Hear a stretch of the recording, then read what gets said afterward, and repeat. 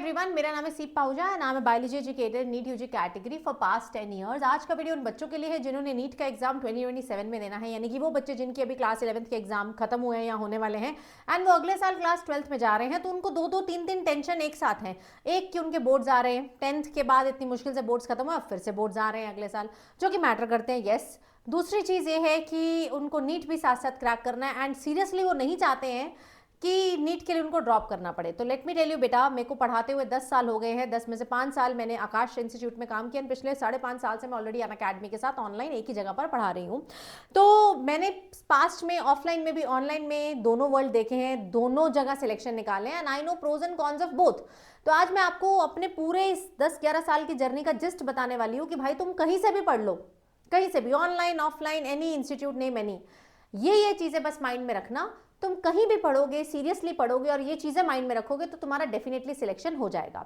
सबसे पहले तो आपको अपने आप को रिमाइंड कराना है कि क्या ये चीज़ पॉसिबल है भी कि नहीं है।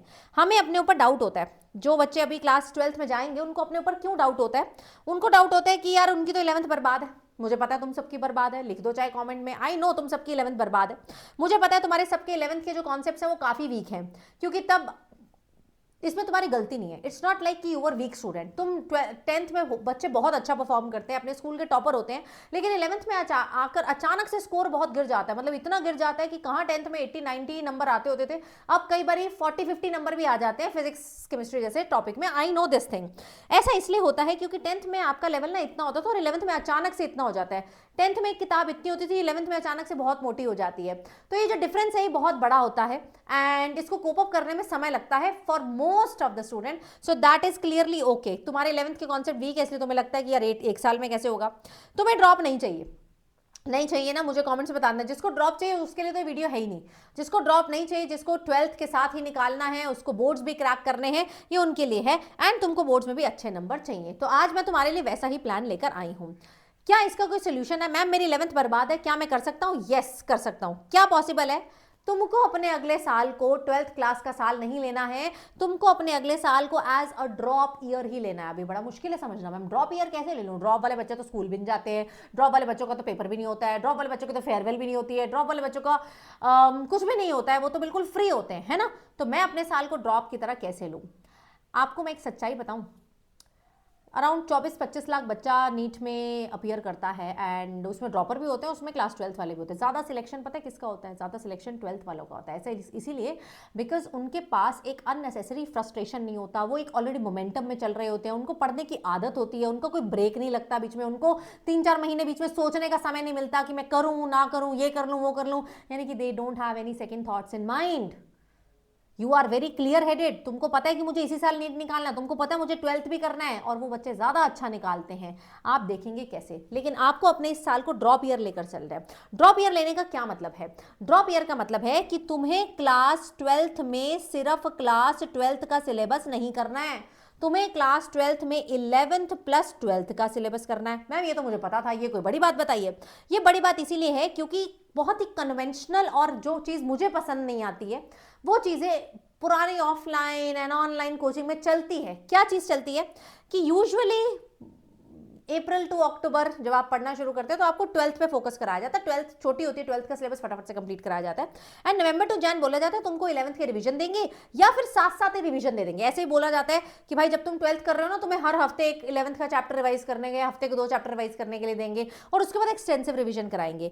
मेरे हिसाब से ये जो स्ट्रैटेजी है ना, कन्वेंशनल स्ट्रैटेजी, ये काम नहीं करती है फॉर 95% ऑफ द स्टूडेंट, क्योंकि उसको सिर्फ 12th ही अच्छे से आएगी, 11th नहीं आएगी। और हम ये भूल रहे हैं कि तुम सबकी 11th बर्बाद है। मैं मान के चल रही हूँ तुम्हें कुछ नहीं आता, मैं तुम्हें डफर मान के चल रही हूँ। 11th में तुमने कुछ नहीं किया तो मेरे पास अब एक ही सोल्यूशन है कि मैं तुम्हें एक साल के अंदर 11th और 12th बेसिक टू एडवांस कराऊं, जैसे मैं ड्रॉपर्स को कराती हूं, है ना। हम ड्रॉपर्स को क्या करते हैं? 11th और 12th यानी कि 79 चैप्टर्स हैं आपके नीट के एग्जाम में, 79 के 79 चैप्टर्स आपको एक साथ एक साल के अंदर कराए जाते हैं और ये सोचकर कराए जाते हैं कि भाई तुम्हें नहीं आता है, कुछ भी नहीं आता है, मतलब 11th and 12th from the start करना है।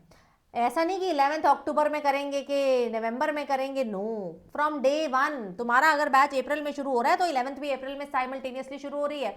और मैं ये भी नहीं कहूंगी कि तुमको 2 क्लास लगानी है दिन की। ऐसा नहीं है कि बायो की एक 11th की क्लास लगा रहे हो 12th की, no extra load. Regular classes में आपका करिकुलम इस हिसाब से डिजाइन होना चाहिए ड्रॉपर की तरह कि भाई 11th और 12th दोनों स्टार्टिंग से आ जाएं और दोनों बेसिक टू एडवांस्ड आ जाएं, तब बात बनेगी। आई नो मेहनत ज्यादा है, वो आसान है। 12th आराम से पहले पहले करना 6-7 महीने, उसके बाद 11th करना, वो आसान है। लेकिन वो इनिशियल 6 महीने का एक फॉल्स सेटिस्फैक्शन देता है आदमी को कि भाई मैं बहुत अच्छा कर रहा हूं। लेकिन रियलिटी ये, तेरे को अकेले 12th में अच्छा करके कुछ नहीं मिलेगा। तुम्हें कुछ कब मिलेगा? जब तुम नीट में अच्छा करोगे। भाई 12th में 99%, 95% लेके क्या उखाड़ लोगे? कुछ नहीं उखाड़ सकते हो। मेडिकल में तो कुछ नहीं उखाड़ सकते हो क्योंकि इसके नंबर काउंट ही नहीं होते। You just need an eligibility thing कि 60-65% से ऊपर होने चाहिए, और वो सबके आ जाते हैं। वो सबके आ जाते हैं, it's not a big thing. तुम्हारे 12th के मार्क्स ना एमबीबीएस में पूछे जाते हैं, ना तुम्हारे किसी और बीएससी कोर्स में पूछे जाते हैं। क्यों? पूछो क्यों? क्योंकि पहले तो 12th के मार्क्स के बेसिस पे मेरिट निकलती थी, जैसे कॉमर्स वालों की निकलती है, अब वो भी निकलती। अब सारी अच्छी सेंट्रल यूनिवर्सिटीज, सारी अच्छी डीम्ड यूनिवर्सिटीज, इन सब ने एक नया एग्जाम कंडक्ट कराना शुरू कर दिया जिसका नाम है सीयूईटी यूजी। तो भाई तुम 12th में नंबर लेके कुछ नहीं करोगे आनी। और मैं तुम्हें एक बात बताऊं, मैं ये नहीं कहती कि तुम्हें 33% नंबर ले लेने 12th में, तुम्हारे आ ही नहीं सकते अगर तुमने नीट की अच्छी तैयारी किया। अगर तुमने नीट की अच्छी तैयारी किया तुम्हारे ऑटोमेटिकली 80%, ये मैं बहुत मॉडेस्ट होके बोल रही हूँ, 80 तुम्हारे 90% से ऊपर नंबर आएंगे, क्योंकि नीट और सीबीएसई, नीट और बोर्ड का सिलेबस सेम ही है। इनफैक्ट बोर्ड का सिलेबस थोड़ा सा कम होता है एज कंपेयर टू नीट। तो भाई अगर तुमने नीट का सिलेबस करा हुआ है तो तुम्हें बोर्ड का तो ऑटोमेटिकली आ जाएगा ना। तो स्मार्ट वे कहता है कि भाई दोनों चीजें स्टार्ट से करनी है, दोनों चीजें बेसिक टू एडवांस करनी है, एंड थोड़ा सा अपने स्कूल को, स्कूल के मित्रों को, स्कूल के फेयरवेल को, स्कूल के एनुअल फंक्शन को थोड़ा सा कम समय देना है। मैं कहूंगी समय मतलब ऑलमोस्ट नेग्लिजिबल। कोई तरीका निकालो जिससे आप स्कूल कम से कम जा पाए। अब वो क्या निकालो मुझे नहीं पता। अब होता क्या है कि ये जो फंडा है कि बेसिक से एडवांस्ड 11-12 स्टार्ट में मोस्ट ऑफ द कोचिंग में नहीं फॉलो होता है, ये हम फॉलो कर रहे हैं इस साल से अपने 12th क्लास के बैच में, जो मैं लॉन्च कर रही हूं जिसका नाम है नेक्सस बैच। मैं थोड़ा सा बैच के बारे में बताऊंगी, उसके बारे में बताऊंगी कि तुम कोई भी बैच लो, मुझे फर्क नहीं पड़ता, लेकिन पढ़ना ऐसे ही है, चाहे ऑफलाइन लेना, चाहे ऑनलाइन लेना, चाहे किसी इंस्टीट्यूट का लेना। अगर मैं नेक्सस बैच के बारे में बात करूं, इसमें हम लोग क्लास 11th और 12th स्टार्टिंग से कराने वाले हैं। मतलब ये बैच हम शुरू कर रहे हैं, मैं आपको बताती हूँ, अप्रैल से, सॉरी मार्च से, मार्च 26 से बैच चालू हो रहा है। मार्च 26 से लेकर अप्रैल का पूरा महीना हमने सिर्फ 11th रिवाइज कराना है। हमने एक सेपरेट सेट ऑफ टीचर रखे हैं, मैं नहीं, उसमें सेपरेट सेट ऑफ टीचर है जो सिर्फ एक महीने का समय तुम्हें 11th के कुछ फंडे, इंपॉर्टेंट फंडे क्लियर कराएंगे। बट इट्स ओके, तुम्हें नहीं समझ आएंगे, तुम्हें दिक्कत आएगी, हम लोग फिर से मई में इसको चालू करेंगे और मई टू जैन आप मेरे साथ हैं, आप कोर टीम के साथ होंगे। मई टू जैन हम लोग 11th एंड 12th शुरू से दोबारा करने वाले हैं, यानी कि तुम 11th एक नहीं, 2 नहीं, 3 बार ही करने वाले हो, मैं तुम्हें बताती हूँ, ठीक है। तो नेक्सस बैच एक ऐसा बैच है जो कि क्लास 12th वाले बच्चों के लिए, जिसमें 11th और 12th दोनों कराया जाता है।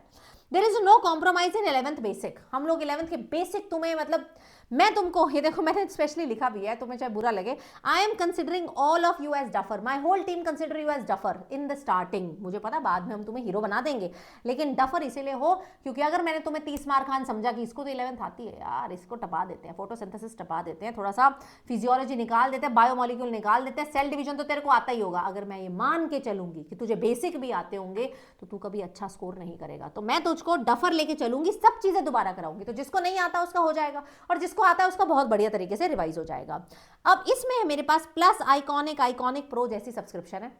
मैं तो मोटा मोटा इन सब के बारे में अभी बाद में बताऊंगी, बट हम पीसीबी में 79 चैप्टर्स हैं अभी तक, सारा सिलेबस पूरा करेंगे। लाइव क्लासेस के द्वारा ये सिलेबस पूरा होगा, बेसिक से बिल्कुल तैयार स्टार्ट होगा।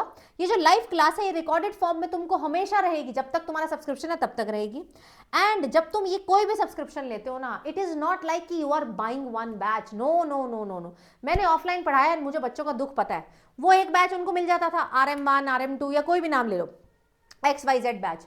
अब बच्चे को अगर वो टीचर उसमें से फिजिक्स का नहीं पल्ले पड़ रहा तो वो मजबूर है भाई, उसने 2-3 लाख फीस दे चुके हैं, 1 लाख फीस दे चुके हैं, it is very difficult for a parent to give 1 lakh rupees. और वहां तो ये 1.5 लाख 2 लाख आने जाने का खर्चा अलग, किताबों का खर्चा अलग, बहुत सारे खर्चे हो जाते हैं। तो वहां पर जब तुम्हें एक टीचर का नहीं समझ आ रहा होता 4 में से, तो बहुत दुख होता है और कोई ऑप्शन नहीं होता है, अनलेस पूरी क्लास विद्रोह करेगी हमें टीचर चेंज करो टीचर, अदरवाइज कोई ऑप्शन नहीं है। लेकिन यहाँ ऐसा नहीं है। जब आप हमारे अनअकैडमी पर कोई भी सब्सक्रिप्शन लेते हैं, आपको सारे पास्ट बैचेस, सारे future batches plus all team batch, हमारे पास फिजिक्स की बहुत बड़ी टीम है जो सब वही फिजिक्स का सिलेबस करा रहे हैं, A teacher B teacher C, bio की बहुत बड़ी टीम है, केमिस्ट्री की बहुत बड़ी टीम है, तो मुझे जिससे पढ़ना पड़े यार, कोई रिस्ट्रिक्शन नहीं है, जबरदस्ती नहीं है। बायो मेरे से ही पढ़नी है, नहीं समझ आ रही किसी और से पढ़ो, जबरदस्ती नहीं है। केमिस्ट्री इस टीचर से पढ़नी है, किसी और से पढ़ो, जिससे अच्छा लगता है उससे पढ़ो, अपना बैच खुद बनाओ। यानी कि you need not to think कि यार मुझे तो नहीं समझ आ रहा, क्लास को तो आ रहा है, मैं क्या करूं। कोई बात नहीं, कोई बात नहीं, आप किसी से भी पढ़ सकते हैं।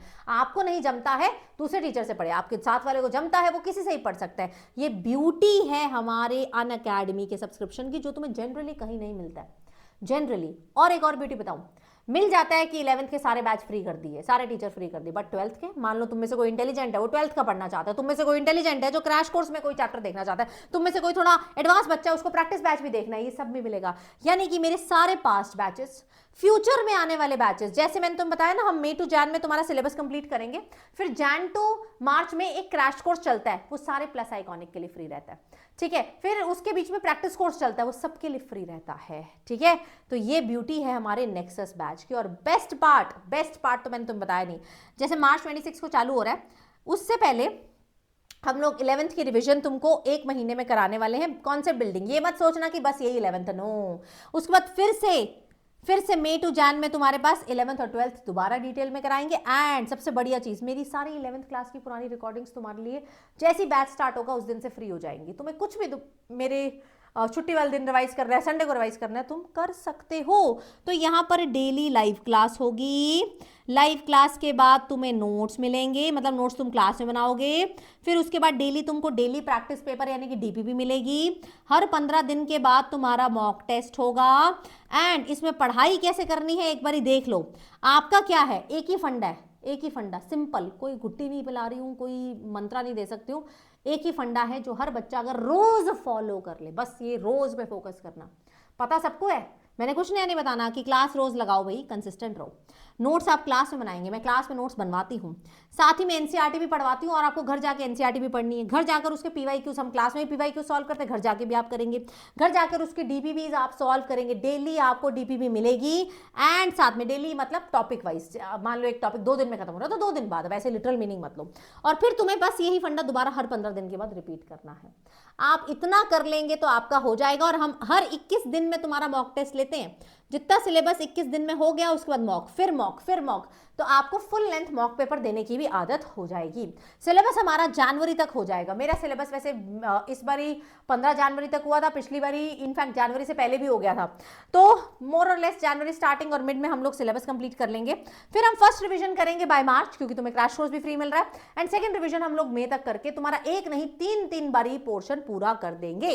अब मैम पढ़ना क्या है, तुम्हें अपने टीचर को फॉलो करना है। एंड टीचर आपको एनटीए के अकॉर्डिंग काम कराता है, एग्जाम एनटीए कंडक्ट कराती है, एनटीए बुलेटिन देता है, उसमें सिलेबस देता है। देखो 2027 का बुलेटिन ना अगले साल आएगा फेब में, अब फेब तक इंतजार तो नहीं कर सकते कि सिलेबस आएगा तब पढ़ना शुरू करेंगे, तो हम तब तक 2026 के बुलेटिन से काम चलाएंगे। मेरे टेलीग्राम पर, टेलीग्राम मेरे ही नाम से, सी पाहुजा बायोलॉजी ऑफिशियल नाम से है, आप उस टेलीग्राम पर जाकर आराम से देख सकते हैं, ठीक है। मैंने वहां सिलेबस डाला हुआ है, सिलेबस का प्रिंट आउट निकाल के अपने स्टडी टेबल पे सामने आज अभी इसी वक्त लगा लो, अभी लगा लो।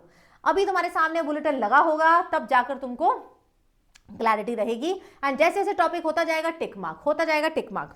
देन आता है, तुम्हें पैटर्न पता होना चाहिए पेपर का। 720 नंबर का पेपर होता है, नहीं पता तो मैं बता देती हूँ। 180 360, यानी कि बायो की वेटेज डबल है as compare to physics and chemistry. तो आसान लगती है, दैट डजंट मीन कि इग्नोर कर सकते हो, ठीक है मेरे बच्चों। तो इस तरीके से तुमको क्या करनी है, पढ़ाई करनी है। अब मैं तुम्हें बताती हूँ कि मैम हमारा बैच क्या है, 3 तरीके की सब्सक्रिप्शन में डिफरेंस क्या है।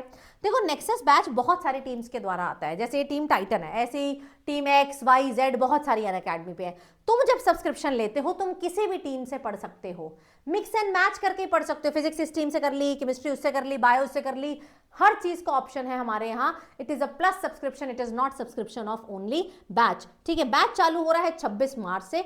26 मार्च से आपके 11th मतलब 1 महीना 11th एंड मई के बाद तो तुम मेरे पास आ जाओगे, ठीक है। एंड आपका अभी ऑफर भी चल रहा है। अब मैं तुम्हें 3 तरीके का सब्सक्रिप्शन समझा देती हूँ। ये देखिए, अगर आप ये 3 तरीके का सब्सक्रिप्शन देखेंगे, माय सजेशन इज कि आप इन तीनों में से ले, बैच ओनली तो मत ही लें, ठीक है, कोई ज्यादा अंतर नहीं है, क्योंकि तुम देखो बैच ओनली 4499 का और प्लस 4999 का, 500 रुपए का अंतर है, लेकिन 500 रुपए में तुम्हें सारे बैचेस मिल जाएंगे, अनअकैडमी की सारी टीम, सारे पास्ट सारे फ्यूचर बैचेस। तो प्लीज इन तीनों में से ही लेना। अब इन तीनों में अंतर क्या है, देखो क्लास तो तीनों में सेम जाती है, ऑल इंडिया टेस्ट सीरीज भी तीनों में सेम जाएगी, लेकिन जो डाउट सॉल्विंग है वो भी तीनों में सेम जाएगी, ठीक है, फुल सिलेबस डिजिटल नोट्स भी तीनों में सेम जाएंगे, पीवाईक्यूज का भी डीपी भी तुमको सेम मिलेगा, प्राइम की मेंबरशिप भी तीनों को सेम मिलेगी, क्वेश्चन बैंक भी तीनों को सेम मिलेगा। फिर अंतर क्या है मैम, अंतर क्या है, अंतर तुम्हें बताती हूँ। देखो अगर तुम लेते हो आइकॉनिक या iconic pro, let me show you, मैं साइड पे इसलिए आई हूँ क्योंकि यहाँ पर मुझे तुम्हें ये दिखाना था। अगर तुम लेते हो आइकॉनिक और आइकॉनिक प्रो, तो अनअकैडमी की जो मॉड्यूल्स है, मॉड्यूल्स इस तरीके के ना मॉड्यूल्स मिलते हैं, वो तुम्हें साथ में फ्री ऑफ मतलब तुम्हें प्रिंटेड कॉपी घर पे भेजी जाएगी आइकॉनिक में और आइकॉनिक प्रो में भी।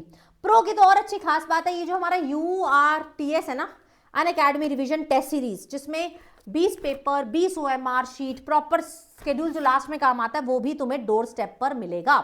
ये देखो डोर स्टेप पर मिलेगा, ठीक है। तो यहाँ पर एक तो तुम्हें प्रिंटेड मॉड्यूल्स मिल रहे हैं, इस वाले में URTS भी प्रिंटेड मिल रहा है, 1-to-1 मेंटोरशिप दोनों पे मिल रही है, एंड आइकॉनिक प्रो तुम्हें सबसे महंगा दिखेगा है, ठीक है, जैसे ये 4999 का है, कहाँ गया, प्लस इज 4999, आइकॉनिक लोगे तो 14999, ये उससे बेस्ट है, और सबसे बेस्ट आइकॉनिक प्रो है। तुम बोलो मैम इस आइकॉनिक प्रो में ऐसी क्या खास बात है।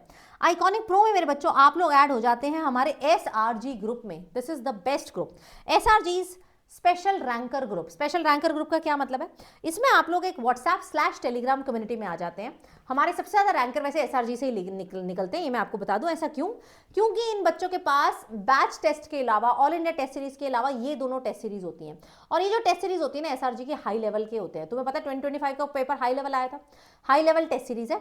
ये जो टेस्ट सीरीज है प्योर NCERT बेस्ड है, ताकि तुम्हें NCERT की एक लाइन में क्लैरिटी आ जाए। ये टेस्ट सीरीज आइकॉनिक और प्लस और आइकॉनिक में नहीं है।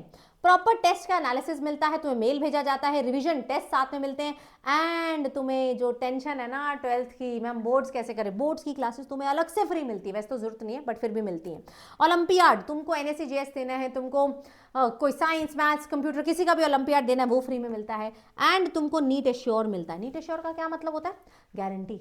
गारंटी है कि अगर तुमने SRG में सब्सक्रिप्शन लिया है, सारी क्लासेस लगाई हैं, बेशर्ते सारे टेस्ट दिए हैं, तो तुम्हारा सिलेक्शन होगा ही होगा। नहीं हुआ, ये सब करने के बाद भी नहीं हुआ, तो अगले साल का subscription free of cost from our side. और ये सच में, क्योंकि मैं चैलेंज लेती हूँ कि सब तुम कर लोगे जो जो मैंने बोला है, सारी क्लास लगाओगे, सारे टेस्ट दोगे, तो तुम्हारा सिलेक्शन होना ही होना है, ठीक है। और ये URTS, ये रिवीजन की जो टेस्ट सीरीज है, जिसमें पेपर है, जिसमें OMR है, ये भी तुम्हें डोर स्टेप पर मिलता है, ठीक है मेरे बच्चों। My suggestion is go for plus iconic और आइकॉनिक प्रो। थोड़ा सा भी फाइनेंसिस का है तो आप चाहे प्लस आइकॉनिक ले लीजिए, बट ओनली बैच से फार फार फार बेटर है, क्योंकि बाद में ना बच्चे चिल्लाते हैं मेरे को क्रैश कोर्स नहीं मिला, मुझे रिवीजन को, कल को फ्यूचर में और कोई भी प्लान हो सकता है यार, हो सकता है 6 मंथ का बैच आता है, फास्ट ट्रैक बैच आता है, 3 मंथ क्रैश कोर्स आता है, फिर वो चीजें तुम्हें ना बैच ओनली में नहीं मिलती है। तो please go with this and timely ले लेना, क्योंकि ऑफर जो है ना कुछ ही दिन के लिए है, कुछ ही दिन के लिए तुम्हारा ऑफर है, ठीक है। तो ये सारी मैंने तुम्हें बता दी, डेली क्लासेस होंगी, DPPs मिलेंगी, टॉप रैंकर्स यहाँ से सिक्योर करते हैं, ये एजुकेटर का पैनल है, ये मैंने तुम्हें अभी एक बैच का बताया, ऐसे सारे बैचेस का पैनल मैं तुम्हारे साथ शेयर कर सकती हूँ, ठीक है। यस, तो ये देख लीजिए पूरा फ्लो है, flow is bound to change, थोड़ा बहुत फ्लो चेंज भी हो सकता है डिपेंडिंग कि उस समय क्या सिचुएशन है, बट मोर और लेस तुम्हारा सिलेबस जनवरी में कंप्लीट हो जाता है। फिजिक्स का हो सकता है कई बार थोड़ा लेट हो जाता है, एंड टेस्ट का फ्लो है, हर 21 दिन में मैंने तुम्हें बोला टेस्ट है तुम्हारा। तो now the ball is in your court कि यार मुझे क्या करना है। माय सजेशन इज आपको सिर्फ और सिर्फ फोकस करना है कि मैं कंसिस्टेंट कहाँ रह सकता हूँ, मेरी फ्रीक्वेंसी किन टीचर से मैच करती है। एक और बच्चों को डाउट बहुत ज्यादा रहता है, उसके बारे में बात कर लेते हैं कि मैम मैं बोर्ड्स के साथ नीट कैसे मैनेज करूंगा। मैंने तुम्हें स्टार्टिंग में बताया ज्यादा नीट क्रैक करने वाले बच्चे बोर्ड्स वाले ही होते हैं, ठीक है। ये सारा गेम पता है किसका प्रायोरिटी का। अब किसी बच्चे की प्रायोरिटी है मुझे रोज स्कूल जाना है, मुझे तो स्कूल के एनुअल फंक्शन में भी पार्ट लेना है, मुझे तो वहाँ पर फेयरवेल में भी कुछ मिस क्लास 12th बनना है, या miss personality, miss beautiful eyes बनना है, तो भाई नहीं हो पाएगा यार। आपकी प्रायोरिटी क्या है, बोर्ड में 99 लेना है और स्कूल के हेड गर्ल और हेड बॉय बनना है, या फिर आपकी प्रायोरिटी है कि मेरे पास एक ही साल है, मुझे ड्रॉप नहीं करना है, मुझे नीट क्रैक करना है, I want to become a good doctor from a सरकारी मेडिकल कॉलेज। प्रायोरिटी का गेम है। तो जिसकी प्रायोरिटी नीट होगी ना, वो ऑटोमेटिकली स्कूल भी जाना पड़ रहा है ना, स्कूल में भी नीट की तैयारी कर रहा हूँ। नीट में हमारे नोट्स ही खोल के बैठता है स्कूल में। वो नीट की जब क्लास लगाता है तो उसको सब कुछ यही माइंड में होता है कि यार फिजिक्स केमिस्ट्री बायो आपने नीट वाला करना है, बस तुम्हें मेहनत थोड़ी सी इंग्लिश में करनी है और अपने 5th सब्जेक्ट जो physical education, music and all जो भी तुम रखोगे, इसमें थोड़ा सा मेहनत तुम्हें स्कूल से करनी है। पीसीबी तुम हम पे छोड़ दो भाई, हम तुम्हें बोर्ड से ज्यादा ही कराएंगे। और तुम्हें थ्योरी लिखवाते हैं, फिजिक्स के टीचर डेरिवेशन लिखवाते हैं, केमिस्ट्री भी सब लिखवाते हैं, तुम्हारे प्रॉपर नोट्स बनते हैं, मोटी मोटी किताबें बनती है, तुम्हारे पास थ्योरी होती है, ठीक है। तो उसी थ्योरी को तुमको बोर्ड्स में निकाल कर आना है। तो गेम किसका है? प्रायोरिटी का। यस मेरे बच्चों, बाकी मैं जानना चाहूंगी कि भाई आपका ड्रीम मेडिकल कॉलेज कौन सा है। जो भी ड्रीम मेडिकल कॉलेज है ना, उसको नीचे लिख दो।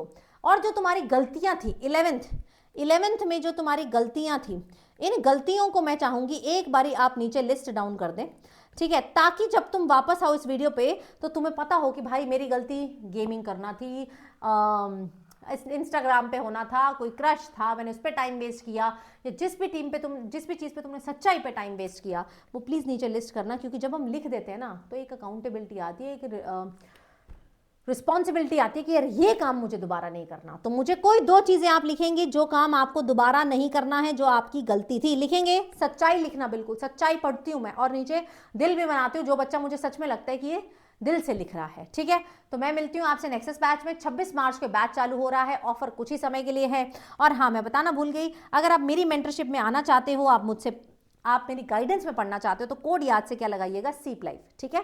आपको कभी कोई कॉल भी करे कोई ऑफिशियल, तो यू कैन टेल देम कि मुझे सीप मैम की मेंटरशिप में जाना है, प्लीज अप्लाई द कोड सीप लाइफ, आपको इससे मैक्सिमम पॉसिबल डिस्काउंट मिलेगा, ठीक है। नीचे जो कमेंट से पूछा बताइएगा। Thank you so much guys, take care.